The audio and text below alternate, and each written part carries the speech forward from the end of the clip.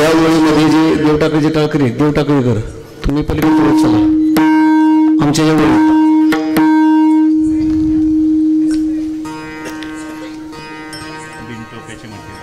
देव टाकडीचे जे टाळकरी आहे तेवढं पलीकडे चला. बेलगाव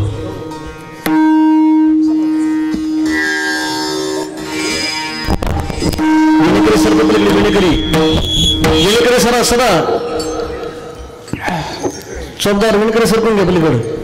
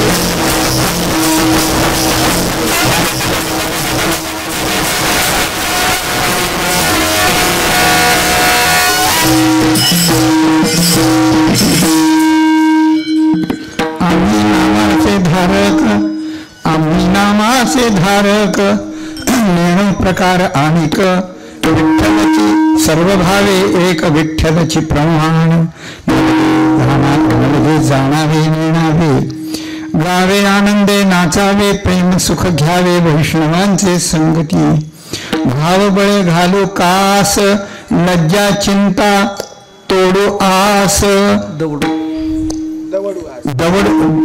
लज्जा चिंता दवडू आस पायी निज ध्यास मनवोदास विष्णूंचे नलगे जाणावे नेणावे गावे आनंदे नाचावे प्रेम सुख घ्यावे वैष्णवांचे संगती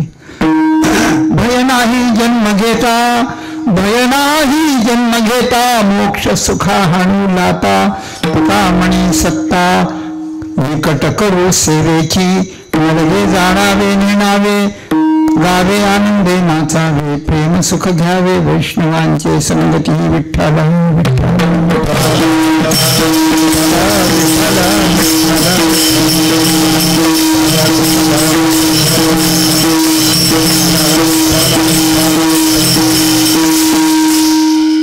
सद्गुरु शांतं सच्चिदानंद विग्रहं पूर्ण ब्रह्म परानंदं ईशमानंद वल्लभं योऽन्त प्रविश्य मम वाचमिमां प्रसुप्तां सञ्जीवयत्यखिल शक्तिधर स्वधाम्ना अन्यांश्च हस्तचरण श्रवणत्वगादीन् प्राणान् नमो भगवते पुरुषाय तुभ्यं जय जय देव निर्मल निज जनाखिल मंगल जन्म जरा जलद जाळ प्रभंजन जय जय देव द्वितीय परिणतो परमैक प्रिय निज जन भजनीय मायागम्य जय जय देव श्री गुरो अकल्पनाख्य कल्पतरो स्वसंविद द्रोण बीज प्ररो हणावणी गुरु हा संत कोळीचा राजा गुरु हा संत कोळीचा राजा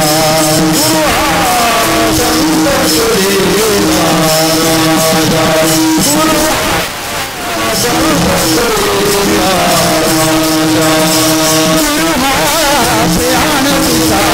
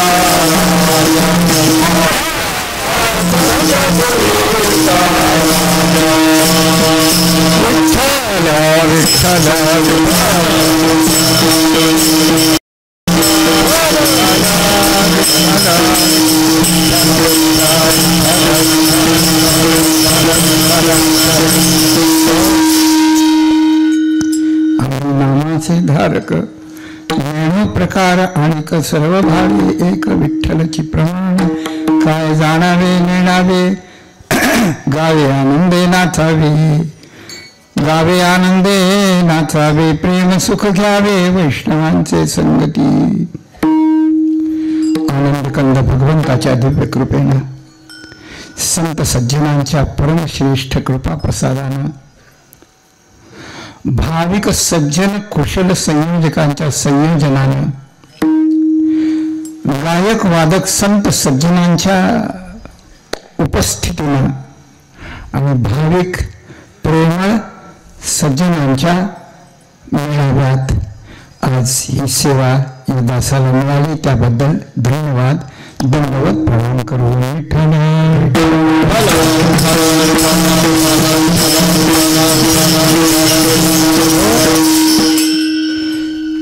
हा सगळा कीर्तन महोत्सव जसा आमचे परमस्नेही हरिभक्तीपरायण आदरणीय वंदनीय राम महाराजांच्या नियोजनात चालला आहे, त्याप्रमाणे आजचा अभंगही त्यांच्याच नियोजनाचा आहे.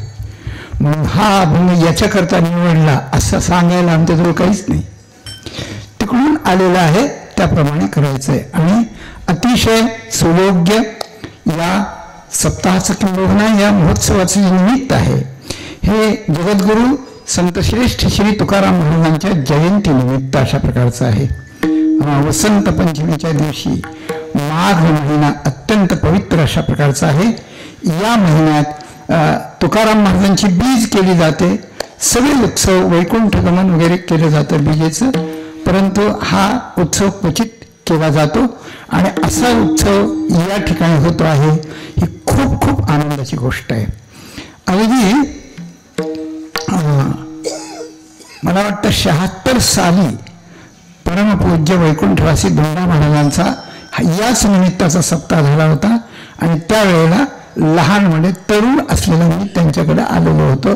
त्यांच्या तंबूत जाऊन त्यांनी मला चहा पाजला होता त्यावेळेला, घेत होतो मी त्यावेळेला.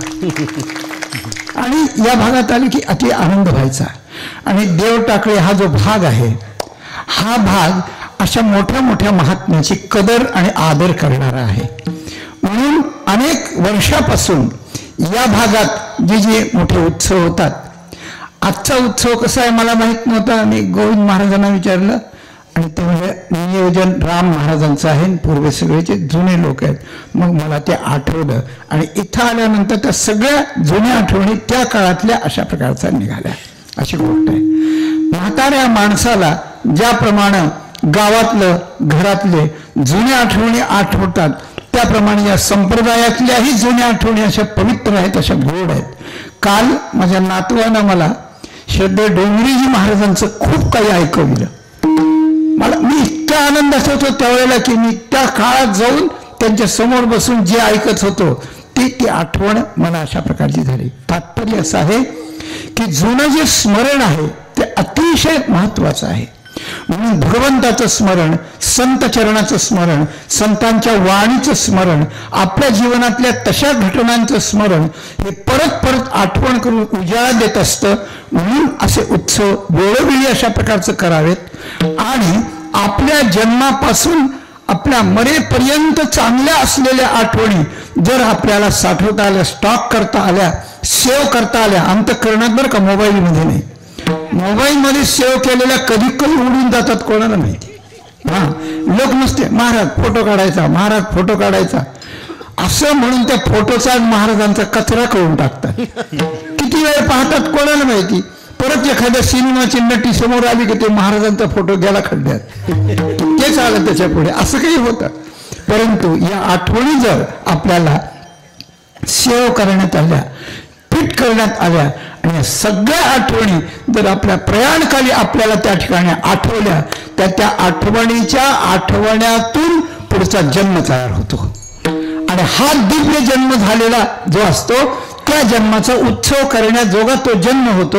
असा जन्म तुकाराम महाराजांचा आहे आणि त्या निमित्तानं हा उत्सव आहे. असेच उत्सव त्यांच्या जशा आठवणीत आपल्याकडे अशाच राहाव्यात, अशा प्रकारची त्यांच्या चरणी प्रार्थना करून आपण अभंगाकडे वळूया. तुकाराम महाराजांना या अभंगात नेमकं काय सांगावं असं म्हटलं तर याची खूप मोठी यादी होईल. काय काय सांगावं ते याची मोठी यादी अशा प्रकारची होईल. संप्रदायाची निष्ठा, संप्रदायाची साधना, संप्रदायाचं प्रामाण्य आणि संप्रदायाचं समर्पण या मुख्यत्वानं 4 गोष्टींचा उल्लेख अशा प्रकारचा आहे. वारकरी संप्रदायात सगळे येतात. 8 आण्याची माळ 2 आण्याचा बुक्का एवढं लावलं की मनुष्य वारकरी झाला, चांगली गोष्ट झालाच, प्रारंभ आहेच तो त्याचा. गंगोत्रीला वाहणारी गंगा किती असते? छोटी असते, पुढे ती मोठी होते. पण एवढ्यावरच थांबायचं नाही.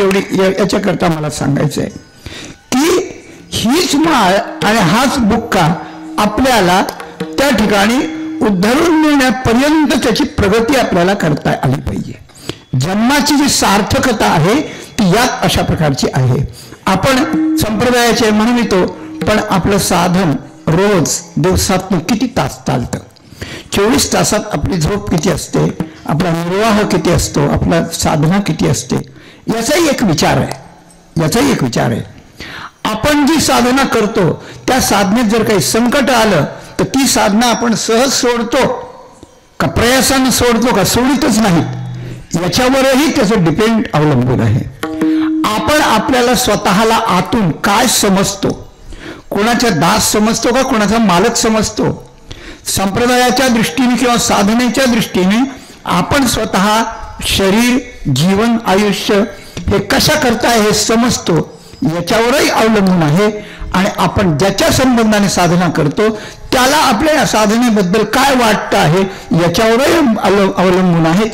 4 गोष्टी या ज्या वेळेला आपल्या जीवनात उतरतील त्यावेळेला आपण भक्त समजतो, भक्त व्हावं ठरतो. आणि त्यावेळेला मात्र मग काळाला भिण्याची आवश्यकता नाही, त्यावेळेला जन्ममरणाला भीक घालण्याची आवश्यकता नाही.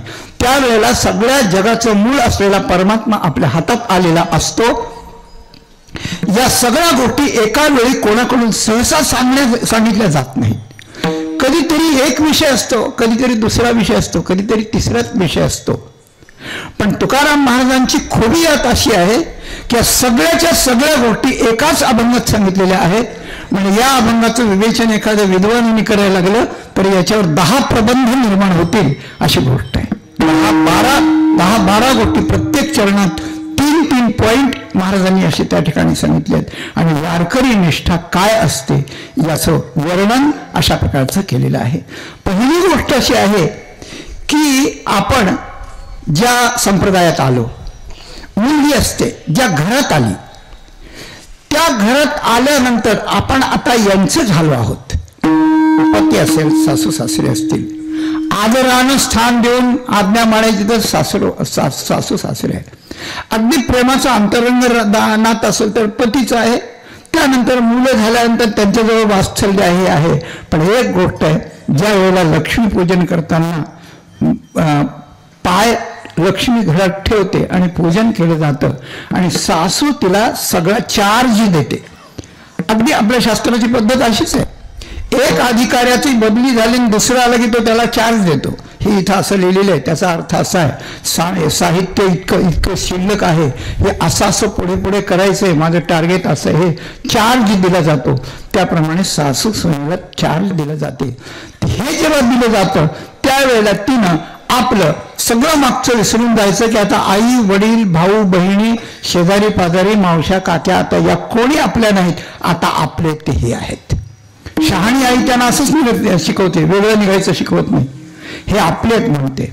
म्हणजे आपलं पूर्वीच विसरून जावं लागतं आणि त्याचा अभिनिवेश म्हणजे त्याची तादात्म्यता, त्याची एकात्मता त्या सासरची मुलीनं जशी ठेवावी लागते त्याप्रमाणे विष्णुदास ज्याला व्हायचंय, ज्याला पांडुरंग प्रमाण करायचंय, ज्याला निष्ठा समर्पण करायची आहे, त्यानं आता आपण संसारातले नाहीत. वैसता संतांचे संगती, वैसता संतांचे संगती, संतांचे संगती, संतांचे संगती,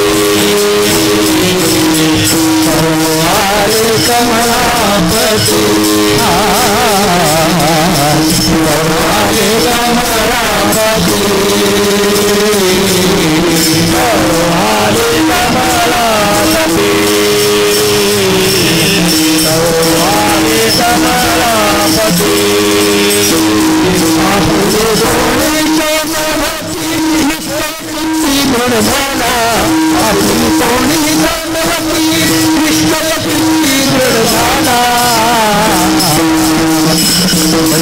संतांचे संतांचे संगती संतांचे संगती आपले कोणी जाणावी निश्चयाची गुणधारा आपले कोणी जाणावी निश्चयाची गुणधारा संतांचे संगती संतांचे संगती तुकाराम महाराजांचंच वचन आहे. संतांच्या संगतीत बसल्याशिवाय हे कळत नाही. 2 तास कीर्तनात नाही, 2 तास कीर्तनात नाही. आपल्या आयुष्याचा इथून पुढचा सगळा गोषवारा घेऊन किंवा सगळ्या आयुष्याचा भाग तिकडून कोणी इकडं त्या ठिकाणी कन्व्हर्ट करायचा आणि संतांच्या संगतीत बसायचं. बैसता संतांची संगडी मग मला कमळापती देवा, मला मग कळून आलं आपली कोणीच नव्हती. हे आधी कळून आलं, संतांच्या संगतीत ते फिट झालं आणि कोणीच नव्हती हा निश्चय झाला. निश्चयाची ती दृढ झाला, निश्चयाची दृढता झाली. अगदी असे प्रमाण श्रीमद भागवतात आहे. राजा परीक्षिताला शाप झाला आणि पूर्वपुण्याईनं पूर्वजांच्या पुण्याईनं भगवंताच्या कृपेनं सर्वस्वाचा त्याग करून तो शुकतीर्थावर आला. इकडून भगवंताच्या प्रेरणेने शुकदेव महाराजही आले. त्यांनी त्यांची पूजा केली. पूजा करून स्तुती वगैरे सगळं झालं. परीक्षित प्रश्न विचारित होता, शुकदेव उत्तर देत होते, पण भागवत काही सांगत नव्हते. का? ते त्याच्या आत डोकावून पाहत होते की याला आपलं कोण कोण वाटतंय अजून. आणि मनात येत होतं किती माणूस असला आणि सगळं सोडून गेल्यावर मागच्या आठवणी येतात की नाही, तर विसराव्या लागतात पण विसरता येत नसतात. तरुण आज्ञाधारक बायको आहे, लहान बालक आहे, कोळ प्रधान आहेत, एवढा मोठा पसारा सार्वभौम राज्याचा आहे, तो विसरता येत नाही. पत्नी आता काय करीत असेल, मुलं काय करीत असेल असं आठवत होतं. या आठवणी जोपर्यंत येत होत्या तोपर्यंत शुकदेव मुख उघडत नाहीत. आणि ज्या वेळेला राजा परीक्षितानं स्वतः निश्चय केला की मी कोणाचं चिंतन करायला लागलोय, पत्नीचं. कुणाची पत्नी? लग्नाआधी होती काय? मुलगा जन्माआधी नव्हता, पत्नी लग्नाआधी नव्हती, राज्य निवडणुकीच्या आधी नव्हतं, निवडणूक नव्हती त्याची, त्याचं वडिलोपार्जित आलेलं होतं. आणि काहीच नव्हतं, काहीच नव्हतं आणि काहीच नाही, माझं कोणी नाही. मग मनात जेव्हा निश्चय झाला की माझं कोणी नाही, माझा फक्त परमात्मा आहे आणि तेच त्यांना दाखवून देणारे हे संत फक्त माझे आहेत, एवढा भाव त्याच्या अंतःकरणात निर्माण झाला. आणि शुकदेवाने टाळी वाजवली, म्हणजे आता जमलं काम, आता जमलं. निश्चय चित्ती दृढ झाला. हे कसं जमलं? इकडं किती दिवस राहिला असतं जमलं नसतं. पण शुकदेवांच्या समोर जाऊन परीक्षित बसला आणि आता मला माझ्या उद्धाराशिवाय 7 दिवस इथून उठायचं नाही, या निश्चयातून माझं कोणी नाही हा निश्चय झाला. आणि माझं कोणी नाही या निश्चयातून मी परब्रह्म आहे हा शेवटी निश्चय झाला. मी परब्रह्म आहे, आपल्या ब्रह्मस्वरूपाच्या जाणीवेचा निश्चय.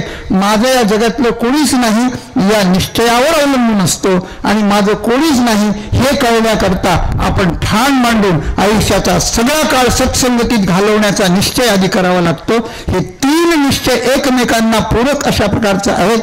म्हणून तुकाराम महाराजांच्या म्हणण्यामध्ये एक गोष्ट आहे की असा निश्चय अशा प्रकारचा व्हावा लागतो आणि त्या निश्चयातून एक गोष्ट ठरावी लागते. काय गोष्ट ठरावीची आहे? मुलीचं उदाहरण मी आपल्याला सांगितलं होतं की सासू सासरे हेच माझे आई वडील आहेत बरं का. माझे दीर नणदा हेच माझ्या भाऊ बहिणी आहेत बरं का. भाऊ बहिणी अशा प्रकारचं आहेत. माझ्या जावेच्या मुलं हेच माझी मुलं आहेत. माझ्या पतीच्या आजी याच माझ्या आजी आहेत. पती कोण आहे? पती कोण आहे? पती कोणी नाही. पती ज्या वेळेला आठवला जातो त्यावेळेला मी त्याला समर्पण आहे, त्याच्यात माझ्यात बदलच नाही. पतीशी समर्पणाची भावना ठेवून हे सगळे नाते जर तिकडचे सोडून इकडे जर जोडले गेले तर तिला त्या घरात मान मिळतो, तिला उत्तम संतती होते, तिला त्या घराची धरोहर समजलं जातं. आणि ती जर म्हणत असे माझ्या माहेर अमकय, माझ्या माहेर तमकय तमकय, आणि इकडची एक एक वस्तू जर तिकडे पाठवायला लागली अजून काही करायला लागली तर मान मिळणार नाही महाराज. त्यात हे जसं सासर माहेरचा जंगल करता उपयोग नाही, त्याप्रमाणे संसार आणि परमार्थ हे दोन सेक्शन स्वतंत्र आहे, सेपरेट आहे. याचं तिकडं नाही, तिकडं याचं नाही, अशी गोष्ट आहे. म्हणून आता आपलं कोणीच नाही असा ज्या वेळेला निश्चय होतो, त्यावेळेला मग एक निश्चयावर माणूस येतो की मग माझं कोण आहे, या जगात माझं कोण आहे. माझं कोणीच नाही असं म्हटलं आणि प्रेम संपलं की मनुष्य निराश होऊन आत्महत्या करायला निघतो. आणि माझं कोणी आहे की म्हणलं की मोहात पडतो. मोहात पडण्यासाठी, मोहात पडला की मग त्याच्याकरता तो काही पाप करतो. पाप करून, मोहात पडून पाप करून नरकाला जातो, नाहीतर निराश होऊन आत्महत्या करून त्याच्यापेक्षा भयंकर नरकाला जातो. लक्षात ठेवा. याकरता माझं कोणीच नाही हे ज्या वेळेला लक्षात येतं संतांच्या संगतीत, त्याच वेळेला आणखी एक लक्षात येतं, माझं कोण आहे, माझं कोण आहे. आणि माझं कोण आहे हे लक्षात आल्यानंतर दुसरं कोणी नाही, एकच परमात्मा माझा आहे. एक विठोबा माझा, एक पांडुरंग माझा, एक श्रीकृष्ण माझा, एक राम माझा आहे. कोणी की आपल्या श्रद्धेपणाने तोच माझा आहे असं ज्या वेळेला पक्क ठरतं, त्यावेळेला परमार्थाला सुरुवात होते. माळ घातल्याबरोबर नाही सुरुवात होत. हे जेव्हा पक्क ठरतं त्यावेळेला सुरुवात होते. आणि ती सुरुवात झाल्यानंतर मग जो माझा आहे त्याला जे जे आवडतं ते आपण करायचं आहे. मग आपला कोण आहे, इथे पती आहे, मग त्याला मंगळसूत्र, त्याच्या नावानं घातलेलं मंगळसूत्र त्याला आवडतं, त्याच्या नावानं लावलेलं कुंकू त्याला आवडतं, त्याच्या नावानं घातलेल्या बांगड्या त्याला आवडतात, त्याच्या नावाने घातलेले जोडवे त्याला आवडतात. मग तेच आपल्या आवडीचं जर केलं तर तो आपल्या आवडीचा होतो, आपण त्याच्या आवडीचा होतो. याचा अर्थ असा आहे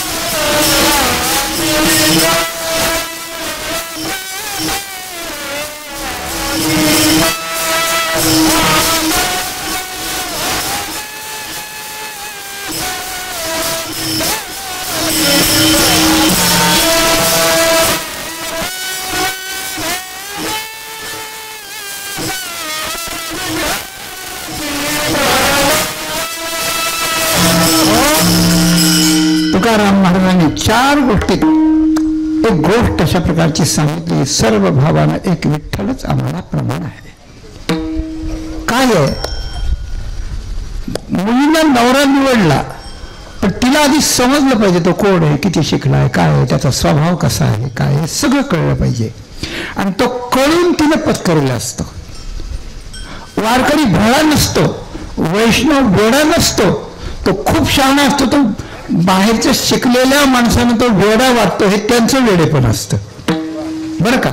पण त्याने कळवून घेतलेला असतो पांडुरंग म्हणजे काय. बाकी कुणाला जवळच्या माणसाला कुणालाच कळलेला नसतो. अशी गोष्ट कळवून घेतली पाहिजे. काय काय करायचं की विटीवर उभा राहिलेला परमात्मा पांडुरंग म्हणजे कोण आहे, कुठून आलाय, कुठे होता, त्याची शक्ती काय आहे, त्याची व्याप्ती काय आहे, हे सगळं कळायला लागतं. ते गाणं मी प्रमाण म्हणून म्हणत नाही, पण अतिशय मार्मिक वर्णन आहे. तोची घडविसी, तोची फोडीशी, कुरवाळीशी तोची ताडीशी, नकळे यातून काय जोडीशी, देशी डोळे परिनिर्मिशी, तया पुढे अंधार,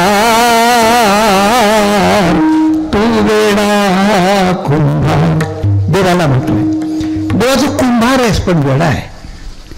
वेडा म्हणजे बावळट नाही, वेडा म्हणजे कुंभारकी करण्याच वेडा म्हणजे दंग झालेला माणूस. एखाद्याचा दंग झाला म्हणजे त्याला दुसरं काही सुरुवात नाही ना, म्हणे माणसं म्हणतात त्याला त्याचंच वेळ लागलंय. हे वेळ लागणं म्हणण्याची पद्धत आहे, ती वाटती शिरी पण आहे ओबी. ही वेडा कुंभार कसा आहे, त्या कवीनं 6 गोष्टी सांगितल्या. तोच घडविशी, तोची फोडीशी, हे सगळे घट तू निर्माण करतोस. एक एक जीव आणि एक एक मनुष्य म्हणजे एक एक घट, एक एक मडकं बरं का. हे तूच घडविशी. आणि फोडायला कोण करतो, घडविशी म्हणजे जन्मविशी बरं का. तुकाराम महाराजांनी जे आम्हाला जन्म घ्यायला आवडतं, आम्हाला जन्म घेताना भय वाटत नाही हे म्हटलं आहे, त्याप्रमाणे जन्मही तूच देतोस आणि मरणही तूच देतोस बरं का. 2 गोष्टी. अजून काय, तुझी ताडीशी, तुझी कुरवाळीशी, मारही देतो आणि कुरवाळतो पण. कुंभार मडकं घडताना थापटण्याने वर मारतो आणि आत कुरवाळतो. फुटू नये म्हणून कुरवाळतो आणि नीट व्हावं म्हणून मारतो. बघा तुम्ही, ते सुपिरियर व्हावं म्हणून मार देतो. आई बाप मुलाला, गुरुजी विद्यार्थ्याला असंच करीत असतात. प्राप्त झाला की त्याला मार दिला पाहिजे, त्याला शिक्षा दिली पाहिजे. आणि तो खचू लागला, बाजूला जाऊ लागले, त्याला जवळ घेऊन त्याला प्रेम दिलं पाहिजे. परमात्मा असंच करतो. कधी कधी संकटाचे तडाखे देतो ठेवून. जरा आपला भक्त जरा वेगळा वागायला लागला किंवा एखादा माणूस माजल्यासारखा करायला लागला, त्याला संकट देतो आणि तो घाबरून परमेश्वराला जर हाका लावून लागला तर त्याला धैर्य पण तितकंच देतो. कुरवाळीशी आणि ताडीशी, घडवीशी, मोडीशी 4. तुला यातून काय करायचं हे कळतच नाही. बघायला डोळे देतोस, बघायला डोळे देतोस. प्रत्येक माणसाला स्वतंत्रता भगवंतानं दिलेली आहे, पण ती स्वतंत्रता योग्यपणे नाही वापरली तर त्याच्या पुढे अंधार दिसू लागतो सगळा. शेवटी माणसाच्या डोळ्यापुढे अंधार येतात. काळनी हरिभक्तीपरायण पूज्य यांना भेटायला गेलो होतो बनवता त्यांना. तेव्हा खूप बोलणं झालं, सगळं नाही सांगणार, पण एकच म्हणणार की माझ्या पुढे अंधारी आली होती, अंधार पडला होता सगळा. तेव्हा संकट आले, काही रोग आला, काही झाला म्हणजे अंधार दिसतो. बघायला जर डोळे दिले तर त्याच्या पुढे अंधार कशा करता निर्माण झालास, अशी गोष्ट आहे. पण त्याचं एकच उत्तर आहे की मनुष्याला जन्म आणि मरण हे ठराविक काळ दिलाय स्वतःचं कल्याण करून भगवंताची भक्ती करण्याकरता. ताडीशी आणि कुरवाळीशी या 2 गोष्टी ज्या दिल्यात त्या माणसाची वृत्ती बेफाम होऊ नये म्हणून थोडंसं संकटही दिलंय आणि माणसाने खचून जाऊ नये म्हणून त्याला धीरही पण तू देतो. आणि शेवटी डोळे देतो स्वतःचं रूप बघायला, डोळे देतो. आणि त्यातही त्याला जर अहंकाराने आसक्ती होईल तर त्याला काहीच कळत नाही, काहीच दिसत नाही, असा अंधार पण निर्मितो. या 6 गोष्टीतून जर सगळ्या जगाची निर्मिती, विनाश, संकट, त्यातून सोडवणं, दृष्टी आणि दृष्टीचा नाहीसं होणं, या 6 गोष्टी करतो. त्याच्यामागे उद्देश सगळ्यांचं कल्याण करावं हाच आहे. आणि सगळ्या शक्ती त्याच्याकडे आहेत. असा सर्वशक्तिमान, सर्वज्ञ, सर्वांतर्यामी आणि सर्वांच्या हिताचा असलेला जो परमात्मा हा जगात फक्त एक आहे असं ज्याला कळतं तोच त्याला प्रमाण करून तो त्याचा होतो. त्याला वैष्णव म्हणतात. विठ्ठल म्हणून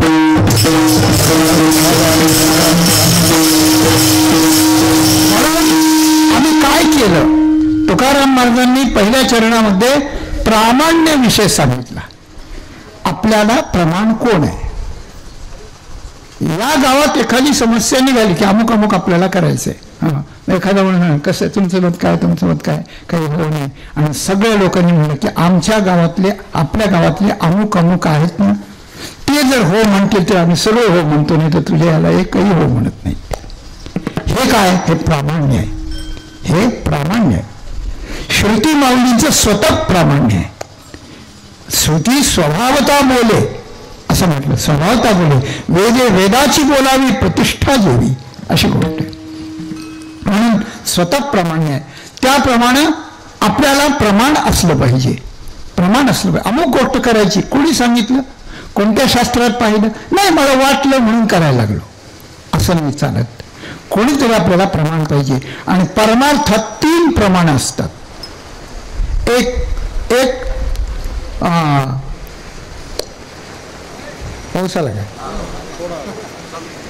प्रमाण उपास्याचं आहे, एक प्रमाण गुरूंचं आहे आणि एक प्रमाण तत्वाचं आहे. तत्वाचं प्रमाण अनुभवानं ठरतं बरं का. गुरूंचं प्रमाण समर्पणानं ठरतं आणि ईश्वराचं प्रमाण यानं ठरतं, शरणागतीनं ठरतं. तत्व प्रमाण काय? ज्ञानदेवा प्रमाण आत्मा हा निधान, सर्वागठी पूर्ण एक नांदे. आत्म्याबद्दल सगळे बोलतात आणि सगळे द्वैत प्रस्थापित करतात, पण ज्ञानदेवांना तत्व म्हणून एक आत्माच प्रमाण आहे.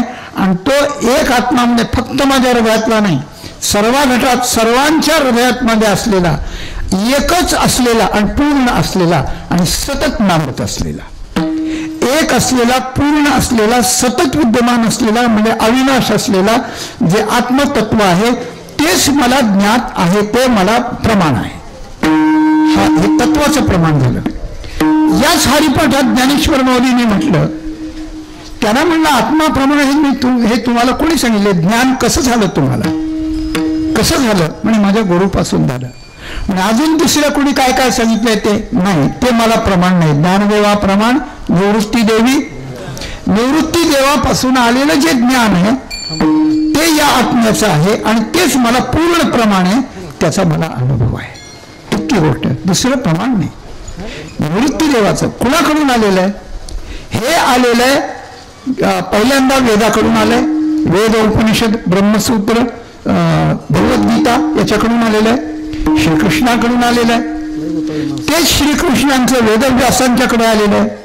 वेदव्यासांचं त्या ठिकाणी शुकदेवांच्याकडे आलेलं आहे. पुढे जगद्गुरु शंकराचार्यांच्याकडे आलेलं आहे.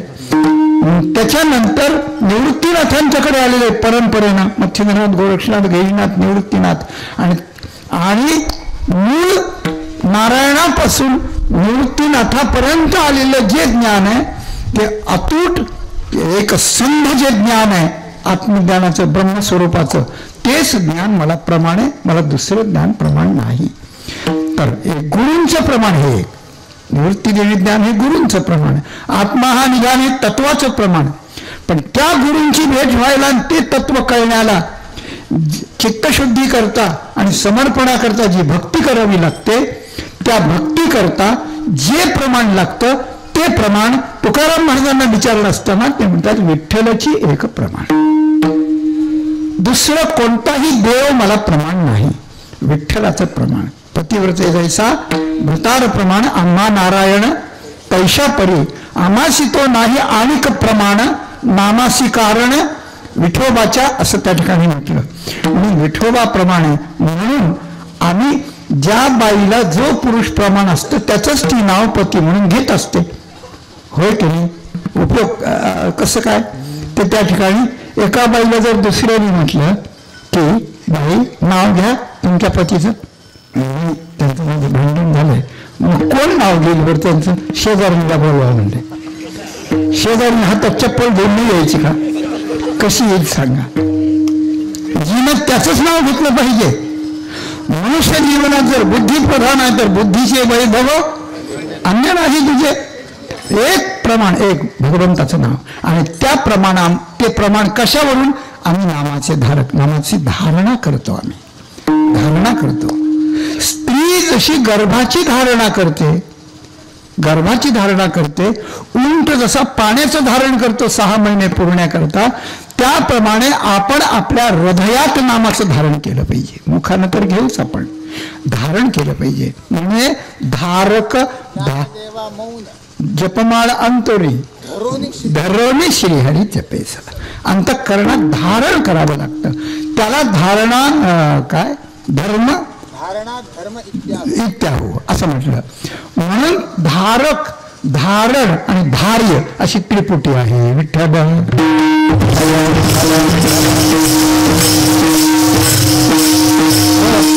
धार्य काय आहे? तर धार्य विठ्ठल आहे. धार्य विठ्ठल आहे. धारण काय आहे? तर धारण नाम आहे पहिल्यांदा. नंतर ध्यानानं तत्वानं तो कळेल हा भाग वेगळा, तत्व म्हणून तो कळेल तो भाग वेगळा. पण धारण नामाचं करायचंय आणि धार्य विठ्ठल आहे. त्याचं नाम त्या ठिकाणी घ्यायचं आहे. आणि धारक कोण आहे? तर आम्ही धारण करणारे आहोत अशी गोष्ट आहे. काही गोष्टी शरीरात धारण करणं हे सुद्धा फार अवघड असतं. त्याच्या अंतःकरणाला ते झेपणारं असलं पाहिजे. आणि नसलं तरी हळूहळू सवय लावून एखादे मंत्र असे अवघड असतात की त्या ठिकाणी मंत्र म्हणायला लागला आणि त्याची शक्ती नसली त्याप्रमाणे तर त्याला उष्णता वाढते, त्याला बिमारी होते, त्याला रोग होतो, त्याच्यातून तो मंत्र त्याला झेपत नाही. म्हणून असे काही मंत्र आणि कोणी म्हणावेत, कोणी शास्त्राने जे विधान केलं ते याकरता केलंय की त्याच्यानुसार ते झेपत नाही. तर सगळ्यांना झेपणारा हा मंत्र आहे. विठ्ठल विठ्ठल हा जप प्रगट स्वल्प अतिसार, हे 3 लक्षण सांगितले तुकाराम महाराजांनी. प्रगट आहे म्हणजे कुणालाही खुला आहे, स्वल्प आहे म्हणजे अगदी सोपा आहे, थोडा आहे आणि सोपा आहे, आणि सगळ्याचं साराचं सार अशा प्रकारचं आहे. म्हणून नामाचं धारण आम्ही त्या ठिकाणी करतो. आम्ही धारक, नाम धारण, आणि ते नाम ज्याचं आहे तो नामी म्हणजे विठ्ठल परमात्मा हा धार्य अशा प्रकारचा आहे. धारण करण्याला योग्य, धारण करण्याची वस्तू असा तो आहे. आणि आम्ही नामाचे धारक, तर कुणाच्या नामाचे धारक? धारण जर नामाचं आम्ही करतो आणि धार्य जर नामी आहे तर तो कोण आहे? तर तो विठ्ठल आहे. तोच आम्हाला प्रमाण आहे. 3 गोष्टी सांगितल्या. धारणेला योग्य असलेलं विठ्ठल नाम, त्याचं महात्म्य जिकडं तिकडं अशा प्रकारचं आहे. अगदी पद्म पुराणात विठ्ठल नामाचं अप्रतिम महत्व, मला वाटलं शेखर महाराजांनी त्याच्यावरच लिहिलेलं, त्याच्यावरच शेखर महाराजांनी, पूज्य शेखर महाराजांनी ग्रंथ लिहिलेला आहे. पुराणाधिकात विठ्ठल नामाचं महात्म्य आहे. म्हणजे ते धारणेला योग्य आहे. विठ्ठल हा त्याचा अभिमानी आहे. होय की नाही? अभिमानी आहे विठ्ठल त्या नामाचा. नाम जे घेईल त्याचं तो रक्षण करील, त्याच्या शत्रूचा नाश करील. म्हणून तो धार्य आहे. पण धार्य आहे, धारणही आहे. पण धारक जर आम्ही तयार न हो आणि आम्ही दुसरंच काही धारण करू तर ते असून आम्हाला उपयोग नाही. तुकाराम महाराज हा उपयोग दाखवण्याकरता एक गोष्ट सांगतात की आम्ही त्या धार्य असलेल्या विठ्ठलाच्या, धारणायोग्य असलेल्या नामाचे आम्ही धारक आहोत. धारक आहोत आम्ही. नामाचे धारक आहोत. तर हे धारकत्वाचे 2 प्रकार आहेत बरं का. एक व्यक्ती माझ्याकडे आली काही दिवसापूर्वी आणि त्यांनी सांगितलं की आम्ही दुसरा मंत्र म्हणत असतो पण आम्ही त्या मंत्राचा गुरु केला नाही, पण ते नाम आम्हाला खूप आवडतंय म्हणून तुम्ही आम्हाला माळ घाला आणि तेच नाम आम्हाला तुम्ही द्या. दुसऱ्याने सांगितलेलं नाम आम्हाला तुम्ही द्या. आता ते काय सांगणं आवश्यक आहे? आमच्या गोविंद महाराजांनी म्हणले तू बघ, तुम्ही बघा आता काय करायचं ते. तेव्हा त्यांनी सांगितलं की मंत्र हाच आहे, असाच आहे दुसरा. तो घेतल्याने पुण्य होईल तो घेऊ नका असं आम्ही तुम्हाला म्हणणारच नाही, तुम्ही किती घ्या. पण इथे जर यायचं असलं तर माळ घालून, माळ ज्याच्याकडून घालायची त्यानं ज्या मंत्राचा जप निष्ठेनं केलाय त्याचाच तुम्हाला उपयोग होईल, नाही तर उपयोग होणार नाही. मग कशा करता करायचं हे तात्पर्य काय आहे? तात्पर्य अशा प्रकारचं आहे की जो आम्ही धारक होतो, म्हणजे भगवंताचं विठ्ठलाचं नाम आम्ही धारण करतो, ते घेतो सतत, आमचा मालक त्याला समजतो, हे सगळं झालं. परंतु हाही घेतो दुसरा पण मंत्र म्हणतो. कोणी आपल्याला जर मंत्रतंत्र चमत्कार करायचं शिकवलं, जर जडीबुटी काही दुसरं काही जर शिकवलं तर ते करायचं हे करायचं असं नाही. म्हणून एकनिष्ठतेच्या दृष्टीनं निर्णय प्रकार अनेक. एक विठ्ठलाचं नाम सोडून बाकीच्या नामाचे जे काही प्रकार हजारो लाखो असतील जगात, त्या प्रकारातला एकही प्रकार आम्ही निर्णय याचा अर्थ आम्हाला कळत नाही असा एक होतो आणि त्याचा आम्ही स्वीकार करीत नाही, हा मुख्य अर्थ आहे. दुसऱ्या प्रकाराचा आम्ही स्वीकार करीत नाही. आम्ही एकनिष्ठ त्या नामाचे धारक आहोत आणि त्या नामाचा जो नामी आहे विठ्ठल तो आम्हाला प्रमाण आहे.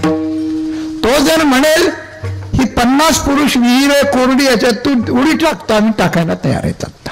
आणि तो म्हणेल तसं त्या ठिकाणी करू. त्याचे जे ग्रंथ आहेत, त्याचे जे सांगणं आहे ते सगळं आम्ही तयार करू. तो एक प्रमाण आहे. याचा अर्थ असा की परमार्थाचा आरंभ प्रामाण्यानं आणि धारणेनं होतो. योग्य धारक, योग्य धार्य असला की त्याची धारणा करावी, आपण धारक बनून, आणि त्याच्याशिवाय कोणालाही प्रमाण मानू नये. या दोन गोष्टी केल्यानं परमार्थाची सुरुवात अशा प्रकारची होते. परमार्थाची सुरुवात होते. अशा प्रकारचं नाम घेणाऱ्याला कोणी म्हणतं की जग कुठे चाललंय बाबा, किती संशोधन चाललंय, परमार्थातलंही किती संशोधन चाललंय, निरनिराळ्या लोकांचे रोज शोध लावतात, केवढं मोठं ब्रह्मांड अशा प्रकारचं आहे, हे सगळं आहे, यातलं तुला काहीच कळत नाही आणि नुसतंच तू नाम घेतो. नुसतं नाम घेतल्याने काय होतं? बुद्धिभेद करणारे लोक पहिल्यांदा हे असतात. आत्ता आम्ही बोलत होतो त्या संदीप दादाच्या घरी की पायी वारी करणं कमी पडलंय, म्हणजे निष्ठा कमी पडलेली आहे अशा प्रकारचं आहे. आणि पायी वारी करण्याचं महत्व समाजाला अजिबात त्या ठिकाणी कळत नाही किंवा वाटत नाही, असं काही म्हणा. परंतु एक गोष्ट आहे की भगवंताच्या निष्ठेनं एवढी साधना असताना जो माणूस पायी चालतो तो एक महान अधिकारी निष्ठावान तरी आहे आणि इतरांच्या दृष्टीने त्याच्या इतका बावळट दुसरं कोणीच नाही जगात. पैदाच झाला नाही त्याच्या इतका वेळा. इतकं सुखाचं चावेल, इथे बसायचं, टूर दुपारी जायचं आणि संध्याकाळी परत यायचं बायकोशी गप्पा मारायला, काहीच नाही कष्ट त्याला. अरे पण कष्ट केल्याशिवाय जर मिळत नसेल तर कष्ट न करता ते वाया जाते, हे ज्याला कळत नाही त्याला कोणी कळत नाही म्हणावं अशी गोष्ट होते. म्हणून एक गोष्ट आहे भगवंतानं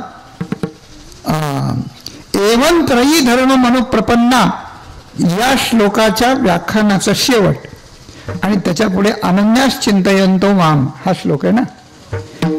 या श्लोकाच्या अगोदर एक ओळी सांगितली आहे. वैदिक लोक कसे आहेत, शास्त्री पंडित लोक कसे आहेत, याज्ञिक कसे आहेत, जे माझी भक्ती करीत नाहीत ते सगळे कसे असले तरी त्यांच्यात काही तथ्य नाही. आणि शेवटी एक लिहिलंय, आता काही माते जाणवणे काही नेण तो सुखी होशी.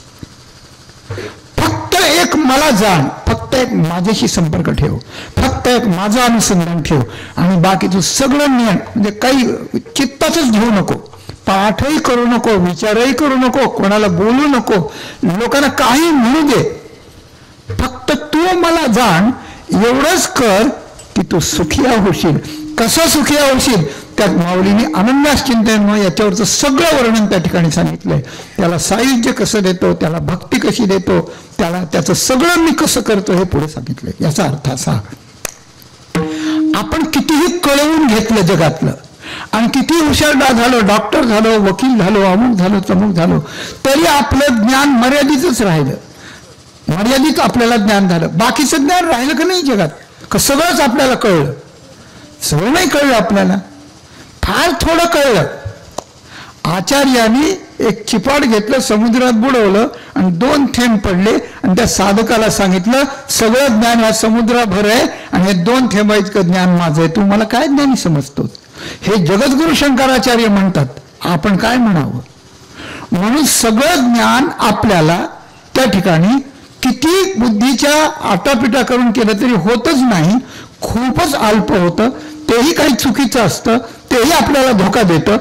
आणि कशाच्याच नादी न लागता एका परमेश्वराची भक्ती करत त्यालाच जर जाण्याचा विचार केला, त्याचीच जर अनुसंधान ठेवलं तर आपलं जे जे करायचं तो सगळं करतो आणि त्याचं जे आहे ते सगळं एकदम आपल्या बुद्धीत प्रकाशित करून देतो.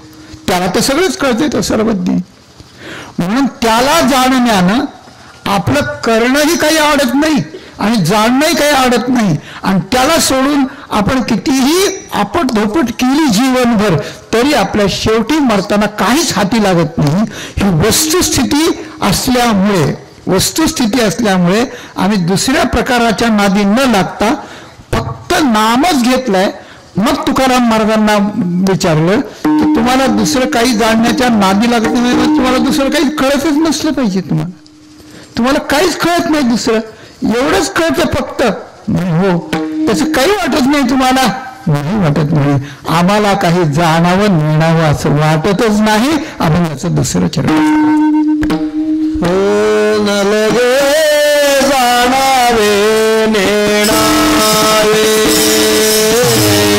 नलगे जाणावे नेणावे, नलगे जाणावे नेणावे, नलगे जाणावे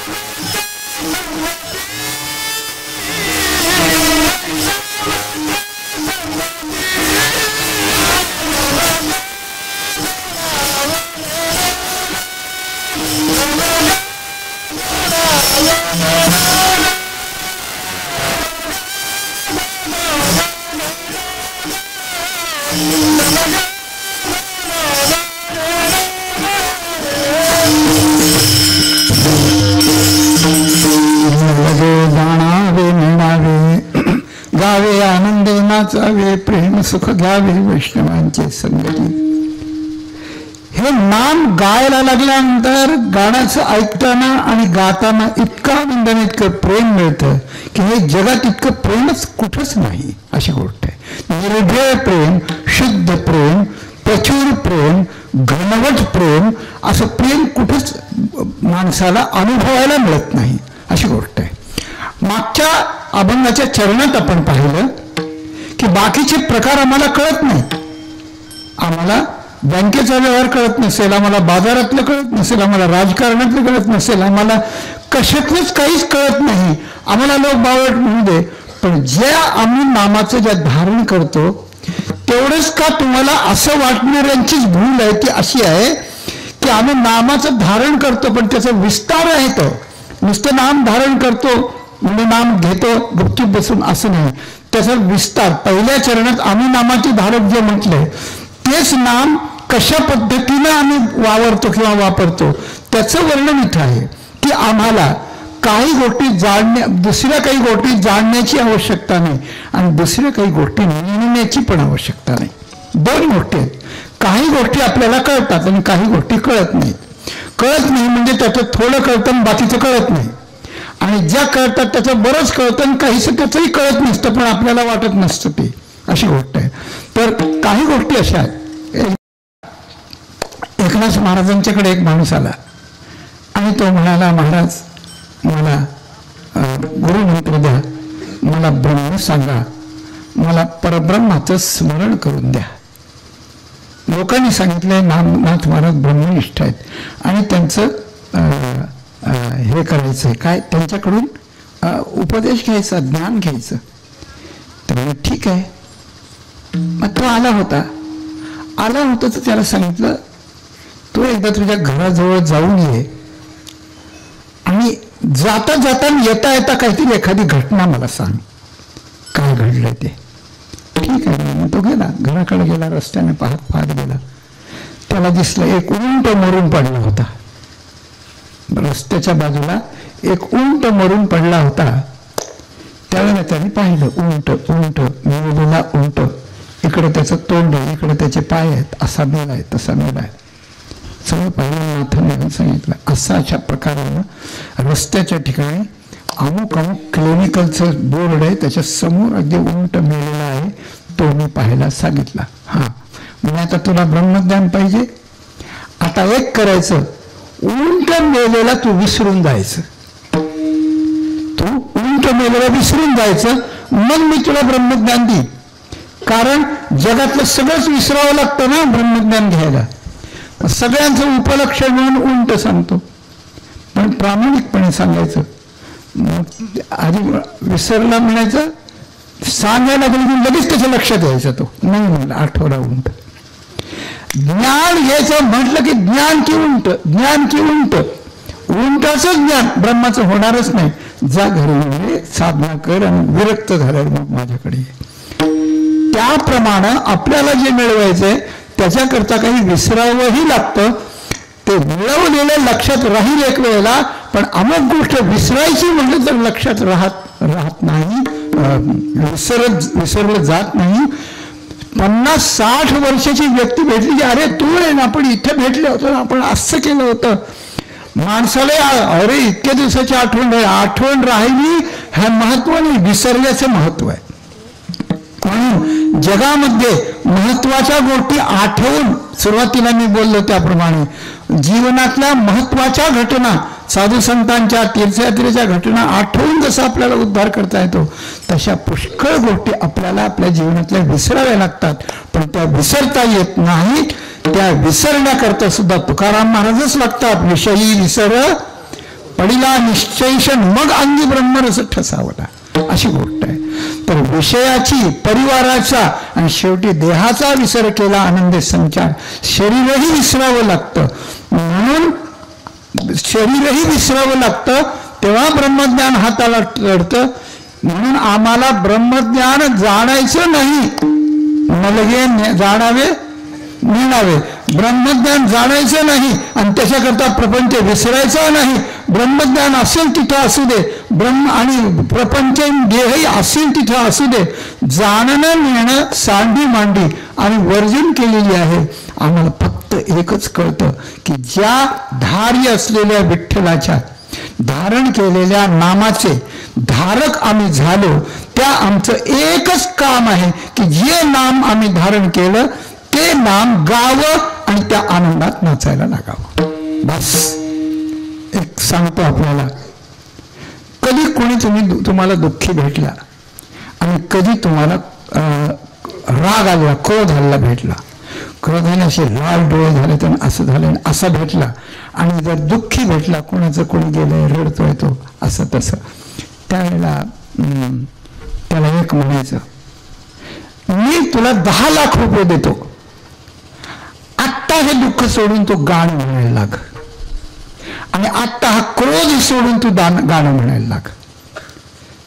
कधीच तो म्हणणार नाही, म्हणून तो येणारच नाही. त्याला गाणं म्हणताच येणार नाही. एका ठिकाणी एकदाच मी 10वा करायला गेलो होतो बरं का, लहान होतो अगदी, आणि घरातले सगळे कुठेतरी गेले होते आणि त्यांचं काम आडलं होतं 10व्याचं. मला म्हणाल तुम्हाला यावं लागेल असं. मग मी एका माणसाकडून तांत्रिक माहिती थोडी घेतली, काय करावं लागतं, गेलो तिथे. गेल्यानंतर ते तिथं सगळं चाललं होतं. तंत्र मला थोडं माहीत होतं, मंत्र कसे वाचायचे मनात सगळा विचार चालला होता. आणि एक बाई रडत होती, ती त्या माणसाची मानलेली बहीण होती, आणि ती बरेच दिवसांनी यायला होती, दुसऱ्या गावाची होती. तिच्या घरी याच्या घरी बाग होता, तिने भाऊ मानला होता, आणि ती म्हणायची. आता रडण्याच्या सुद्धा पद्धती वेगळ्या वेगळ्या असतात. तिचं रडणं असं धाय मोकळून पाणी गळून असं नव्हतं, तिचं रडणं होतं गाण्यासारखं. माझा भाऊ बरं का, माझा भाऊ गेला ना, पोपट उडून गेला ना, पहिलं बुवार मला यायचं ना, पहिली पपई मला यायची ना. त्याच्या बागेतली तो बहिणीला पाठवत होता. पहिलं बोर पपई ती अशी चाल लावून म्हणत होती. मी आता बावळटच होतो, म्हणजे आताही बावळटच आहे.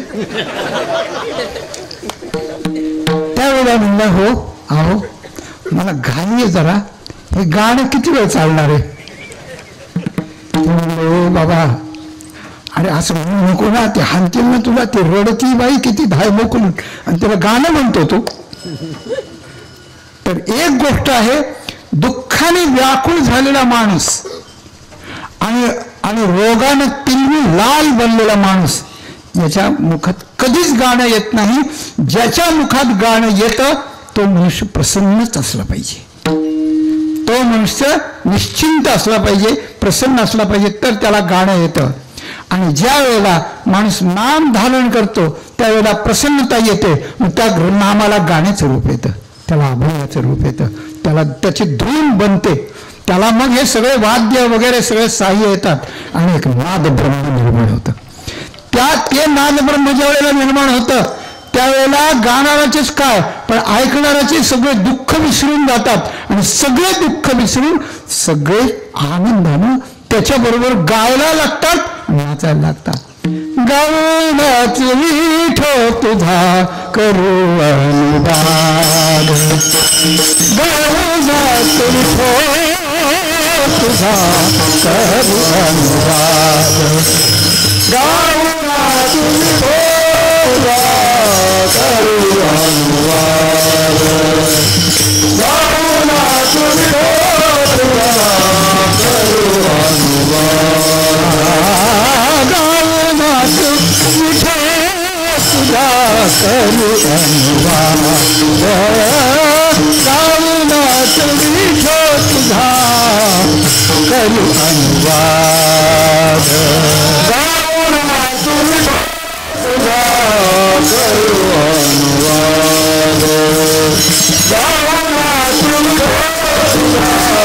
करू अनुवाद.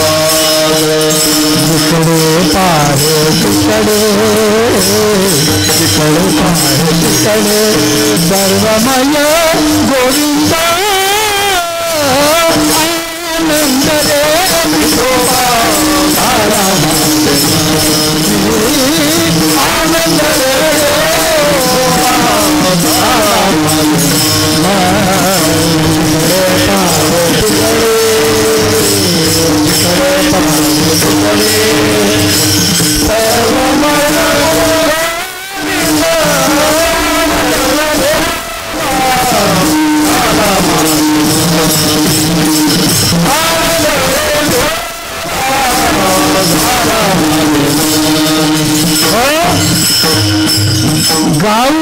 नाचो विठो तुझा कर, हे सगळं नामाच्या धारणेतून निर्माण होत असतं.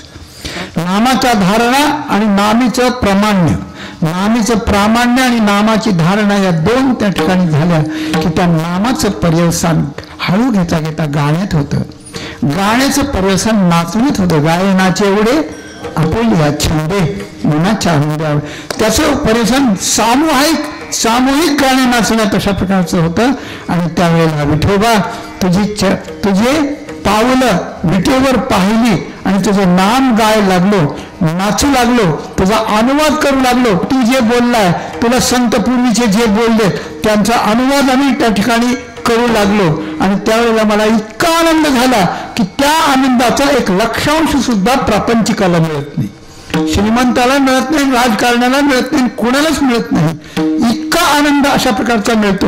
म्हणून ब्रह्मज्ञान जाणण्याकरता काय करावं लागतं आणि त्याला प्रपंच विसरण्याकरता नेणण्याकरता काय करावं लागतं, हा भेदाभेदच आमच्या तिकडं आम्ही जातच नाही. आम्ही जे नाम धारण केलं आहे ते नाम गाऊ लागतो, नाचू लागतो. आमच्या जातीचे ज्याला अंतरापासून हरी आवडतो असे आमच्या पुढे मिळतात आणि असे हजारो वारकरी टाळकरी जेव्हा आम्ही नाचायला लागतो त्यावेळेला ते ब्रह्मज्ञान सुद्धा आम्हाला फिक्कट वाटायला लागतं. जगातली सगळी सुख आमच्यापासून पूर्ण विसरून जातात अशी गोष्ट आहे. ती सुख आमची इच्छा करतात पण आम्ही त्या सुखांची इच्छा करत नाहीत अशी गोष्ट होते. म्हणून गावे आनंद नाचावे, प्रेम सुख घ्यावे वैष्णवांची संगती. दोन गोष्टी आहेत. गाताना नाचताना अभंग म्हणताना एक आनंद होतो आणि जसा आनंद होतो तसं कधी कधी अंगावर रोमांच डोळ्यातून घळघळा अश्रू यायला प्रेमचंदे नाचे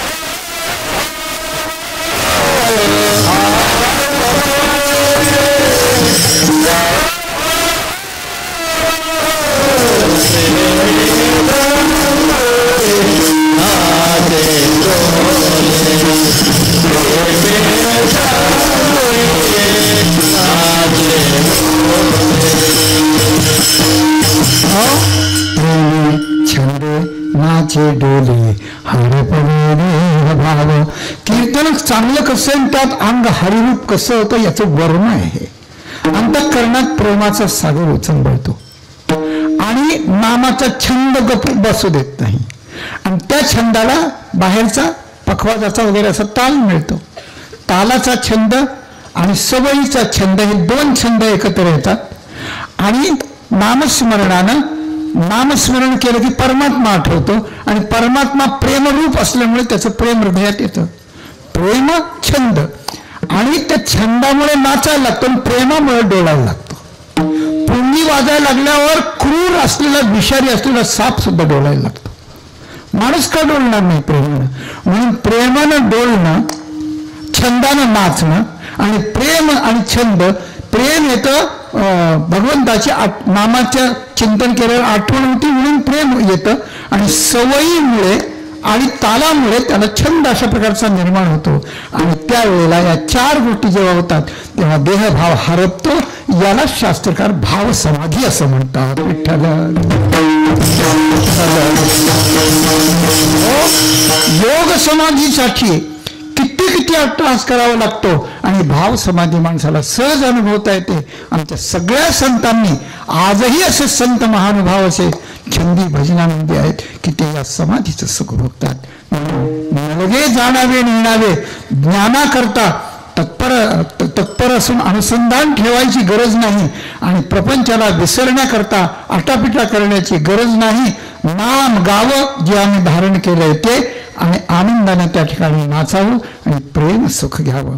प्रेम सुखामध्ये जरी मनुष्याला दुःख होत आहे, जरी मनुष्य घळघळा ढसढसा रडतोय, त्याच्यात त्याला मूर्छा येते असं वाटत असलं तरी ते दुःख नसतं. म्हणून एक गोष्ट सांगेन, प्रपंचातलं हसणं सुद्धा रडणंच असतं आणि परमार्थातलं रडणं सुद्धा हसणंच असतं, अशी गोष्ट आहे. परमार्थात माणसं टाळ्याला लावून बोलायला लागले, काही झालं टीव्ही पाहता पाहता विनोद करून मोठ्याने खेकी हसायला लागले, तरी मोठी माणसं आमच्या पूर्वी असे म्हणायचे, अरे फार हसू नको, हसायला लागलं की रडावं लागतं माणसाला. फार मोठा सिद्धांत याच्या मागे. त्यावेळेस माहिती नव्हता की प्रपंचात हसलं की माणसाला रडणं आलंच समजायचं, अशी गोष्ट आहे. पण असं नाही, तर परमार्थातलं रडणं सुद्धा हसणं आहे. म्हणजे प्रेमानं रडणं आणि आनंदानं प्रफुल्लित होणं किंवा हसणं, या गोष्टी प्रेम सुख घ्यावे आणि ते फक्त जे वैष्णव झाले त्यांच्याच संगतीने घेता येतं, कारण त्यांच्याकडे हे असतं. वैष्णव तो जवळ अवघी देवावरी माया, असं त्या ठिकाणी अशा प्रकारचं आहे. म्हणून आनंदे नाचावे वैष्णवाच्या. याचा अर्थ असा की पहिल्या चरणात जे नामाची धारणा आणि प्रेम, धारणा आणि प्रमाण या दोन गोष्टी सांगितल्या. प्रमाण निश्चित करायचं, आमचा देव कोण आहे, तो कसा आहे, आणि त्याच्याच नामाचे आम्ही एकनिष्ठ धारणा, आम्ही दुसऱ्याचं आता नाव घेणार नाही, दुसरी साधनाच करणार नाही, हा निश्चय पहिलं चरण. त्या नामाचा निर्वाह करण्यासाठी, त्या नामीला प्रसन्न करण्यासाठी आणि आनंद असण्यासाठी त्याचा निर्वाह म्हणजे त्याचा मेंटेनन्स यात सांगितला. गायचं, नाचायचं, प्रेम सुख घ्यायचं, एवढंच आम्हाला त्या ठिकाणी आहे. यात एक गोष्ट अशा प्रकारची आहे की बाकीच्या सगळ्या साधना सोडून ही साधना अशा प्रकारानं रात्रंदिवस केली गेली पाहिजे. याला साधना म्हणतात. पहिलं चरण प्रामाण्य दाखवणार आहे आणि दुसरं चरण साधन, त्या प्रामाण्यातल्या साधनेचा खुलासा करणार आहे. साधना लोक करतात, अजून एक त्यात त्रुटी आहे, अजून एक त्याच्यात उणेपणा आहे की ही साधना कोण करतात, ज्याला खूप चांगलं गाता येतं, ज्यांनी क्लासिकल गायला शिकलेलं आहे ते लोक गातात. अर्धा तास चाल म्हणतात, त्याच्यात नोटेशन म्हणतात, त्याच्यात क्लासिकल निरनिराळे राग त्याच्यात बसवतात आणि त्यामुळे लोक प्रसन्न होतात, टाळ्या वाजवतात आणि त्यांना असं वाटतं की कीर्तन नाही, गायनच आहे असं वाटायला लागतं. पण तसं नाही. कसं नाही की आपल्याला गाता आलं आणि त्या गाण्यातला लोकांना आनंद जर देता आला तर ही भूल आहे की गाण्यातला आनंद म्हणजे तो शब्दातला, अक्षरातला, म्हणजे अर्थातला आनंद नसून तो संगीतातला आनंद आहे. हा संगीतातला आनंद, संगीत एक कला आहे, ती त्याला पूरक जरूर आहे. म्हणून साधू संतांनी याचा अंगीकार केला, पण त्याला प्रमाण असं होणं काही, ते प्रमाणात पूरक आहे, त्याचा अतिरेक करता कामा नये. म्हणून गाणारा माणूस जर आनंदानं मी असा परमार्थ करतो, तुकाराम महाराजांनी या ठिकाणी सांगितलेला, असं जर म्हटलं तर त्याची फसगत होते. त्याची फसगत अशा प्रकारची होते. त्याचं कारण, त्याचा उद्देश वेगळा असतो. काय असतो आपल्या गाण्याने आपल्याला काय काय मिळावं हा सगळं असेल, जो असतो तो असतो, उद्देश दुसरा असतो. भगवंता करता भगवंताचं गाणं आणि नाचणं हाच जर उद्देश असेल तर तो फक्त वैष्णवांच्या जवळ असतो. म्हणून हा उद्देश, यालाच निष्ठा म्हणतात, याला निष्ठा म्हणतात. पहिल्या चरणातलं जसं प्रामाण्य आहे, दुसऱ्या चरणातलं जसं निर्वाहरूप साधना आहे, तशी त्या साधनेला निष्ठा असली पाहिजे. हरिपाठ म्हणायचा, आज का नाही हरिपाठ, आज टाळकरी आलेच नाही, मग कशाचा हरिपाठ? टाळकरी आले नाही म्हणून हरिपाठ नाही, तसं नाही. आपण एकटंच म्हणायला तिथं सुरुवात करायची. येतील येतील, नाही येतील नाही येतील. मामासाहेब दांडेकरांचं एकदा बार्शीच्या भगवंताच्या मंदिरात प्रवचन ठरलं होतं. मग त्यांना निमंत्रित केलं, उद्या सकाळी 7 वाजता प्रवचन, 7 ते 8 मी बोलेन. मामासाहेब म्हणाले. सगळ्या लोकांनी हे झालं 7 वाजता. आता थंडीचे दिवस 7 वाजता गोधडीतून कोणी उठतच नाही बाहेर. ते येणार कसे? ते म्हणजे 7 वाजता कुठे होत असते का? 8-9ला होईल. आपली जशी परंपरा असते, जशी तसा संप्रदाय असतो आपला घरचा, तसं ते गेले. 7ला 5 कमी असताना ते एकटेच हरे राम म्हणायला लागले. 7 वाजल्याबरोबर पुंडलिक वरदा हरिवक्षण करून एक ओवी श्लोक घेऊन ते बोलायला लागले. कोणी नाही समोर. काय असेल, आपण त्यांच्याजवळ असतं तर काय केलं असतं? फोन केले असते, या ना, मी आलोय, कोणी आलं नाही अजून.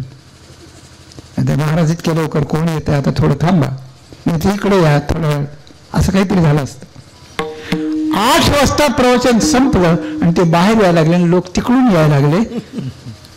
एकमेकाला राम राम केलं आणि महाराज निघून गेले. काय करावं सांगा?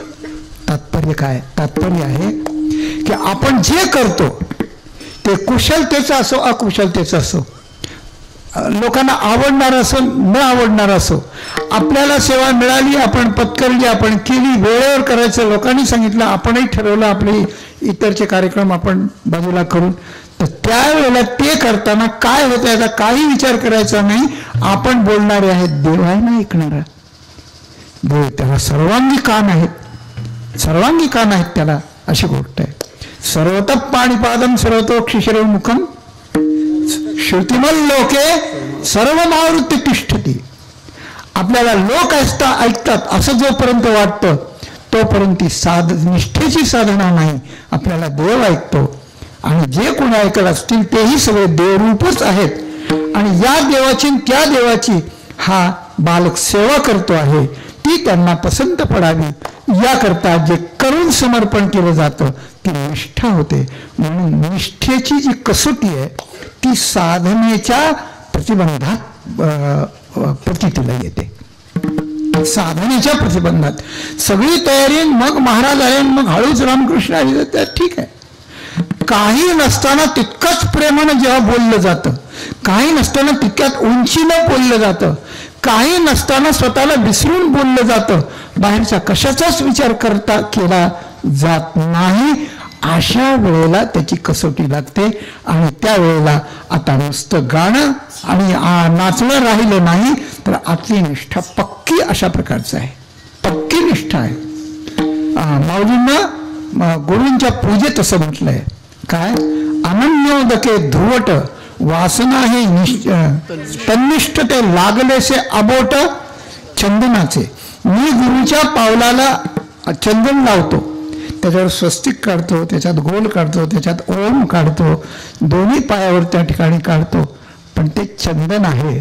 आणि त्या चंदन अबोट म्हणजे हे बोट, देवाला लावायचं हे बोट आहे, स्वतःला लावायचं हे बोट आहे, पितरांना लावायचं हे बोट आहे, बरं का. आणि कोणालाही असा अंगठ्याने फरांटा ओढायचा असलं तर अंगठा आहे. विनोदाचा भाग सोडून द्या, तर हे अबोट लावतो. ते चंदन ज्याप्रमाणे आपल्या बोटाला असतं, ओलं असतं, जाड असतं, आणि ज्या वेळेला लागतं त्या पायाला, तिथून ते कधीच निघत नाही परत, ते तिथंच चिकटून राहतं.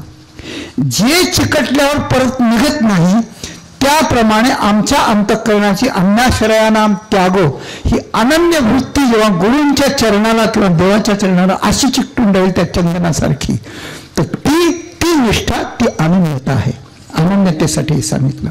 तर निष्ठेनं हे करायचं. कसल्याही संकटात पडता जडभारी नेमा नटळे निर्धारी असं म्हटल्यासारखं ही अनन्यता आणि ही निष्ठा जर असली तर साधना थोड्या दिवसात सक्सेस होते. आम्ही सांगतो अमक्याने 60 वर्ष वारी केली, मोठा सत्कार करा, अमक्याने इतके वर्ष वारी केली. तुकाराम महाराजांनी किती वर्ष वारी केली? त्यांच्या बोलोबाने 40 वर्ष वारी केली. पण काही संतांनी थोडीच वारी केली, साधना थोडी दिसते, पण निष्ठा जर पक्की अशा प्रकारची असेल तर थोडी साधना उद्धाराला कारण होऊन राहते. आणि अशी जन्मभर साधना केली तरी ती साधना आणि सांगण्यावर आलेल्या विहिरीवरची मोटार जशी 2 मिनिटं चालते आणि 10 मिनिटं बंद पडते, तशी आपली साधना असल्यामुळे त्याच्यामागे निष्ठा नसते. निष्ठेचा फोर्स जर असला तर थोड्या वेळात खूप काम अशा प्रकारचं होतं. अशा निष्ठेसहित साधना असावी. म्हणून प्रथम चरणात प्रामाण्य आणि धारणा हे दोन सूत्र सांगितले, पॉइंट सांगितले. तिसऱ्या चरणामध्ये साधना आणि गाणं नाचणं त्याचे बारकावे सांगितले दुसऱ्या चरणात. आणि तिसऱ्या चरणात त्याची निष्ठा काय प्रकारची असते ही महाराज आपल्याला सांगतात.